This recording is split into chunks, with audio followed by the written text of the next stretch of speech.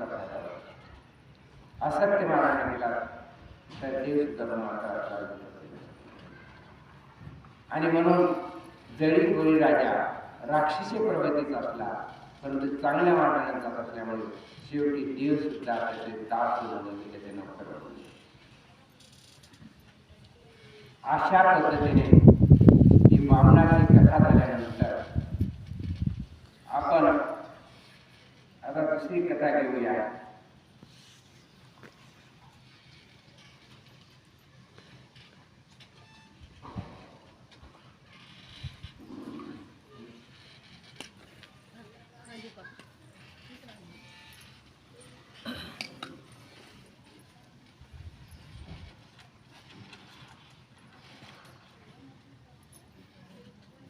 याच्यानंतर आपण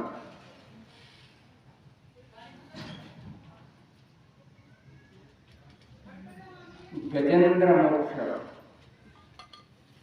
गजेंद्रचा मोक्ष कसा झाला आणि त्याच्यानंतर प्रल्हादाची कथा, त्याच्यानंतर मानवी कथा आणि त्या भरत राजाची कथा म्हणजे रामची कथा. आज जमलं त्या प्रल्हादाची कथा घेऊ. गजेंद्र मोक्ष काय हत्ती होता.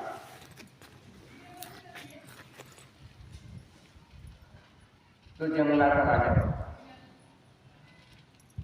1000 बायका होत्या, लाखो त्याचे अपत्य होते. उन्मत्त होता. त्याच्या मनात असून केवढे झाड असले त्याची तोडून पाडून टाकायचा. तो राजा त्या जंगलात तो राजा सगळे लोक त्या हत्तीला पाहिजे. आता उन्हाळ्याचे दिवस असते. उन्हाळ्याचे दिवस असल्यानंतर हत्तीला जास्त ऊन लागतं, बरोबर. आणि तसंच आणि एखाद्या प्राण्याला जास्त ऊन लागतं. कुणाला सांगा जसं हत्तीला जास्त ऊन लागतं तसं म्हशीला सुद्धा जास्त ऊन, बरोबर. आणि उन्हाळ्यात सगळे पाण्यामध्ये त्याच्यामध्ये तसं उन्हाळ्यामध्ये हत्तीला ऊन लागतं. म्हणून एका सरोवरामध्ये तो गेला आणि त्याच्या पत्न्याबरोबर गेला, मुलं बरोबर गेली आणि क्रीडा तोंडामध्ये पाणी फवारायला मारला. आनंदी आनंद होत होता. तितक्यात एक मगर आली आणि मगरीनं त्या हत्तीचा पाय घातला आणि ती ओढू लागली पाण्यामध्ये. आणि ओढू लागल्यामुळं ती बऱ्याच पत्न्या होत्या, 1000 पत्न्या होत्या. सगळे काय करून सगळे ओढू लागले. त्यांची मुलं होते ती ओढू लागले.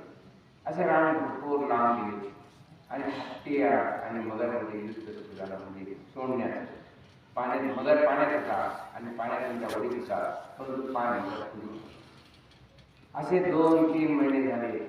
त्याजवळ प्रयत्न सुरू झाले, हत्तीने प्रयत्न सुरू झाले, मुलाचे प्रयत्न सुरू झाले. पण मगर पाण्यात असल्यामुळं हत्तीला जास्त दूर करत नव्हता. कारण हत्ती ही भूमीवर जगला आहे आणि मगर ही पाण्यात आहे. आणि मग आता काय करावं, काय करावं, काय करावं. मग मी नेहमी म्हणत असतो, नेहमी सांगत असतो की कोणी कुणाला परंतु काय हा तुमचा दोष काय वेळ असतो. ज्यावेळेस द्रौपदीचं वस्त्रहार होत असताना तिने पहिल्यांदा कोणाला हाक मारली नाही. पहिल्यांदा कोणाला हाक मारली? कृष्ण. पहिल्यांदा त्यांच्या पतीला हाक मारली. 5 पती होती. भीम आहे, अर्जुन आहे, नकुल आहे, सहदेव आहे.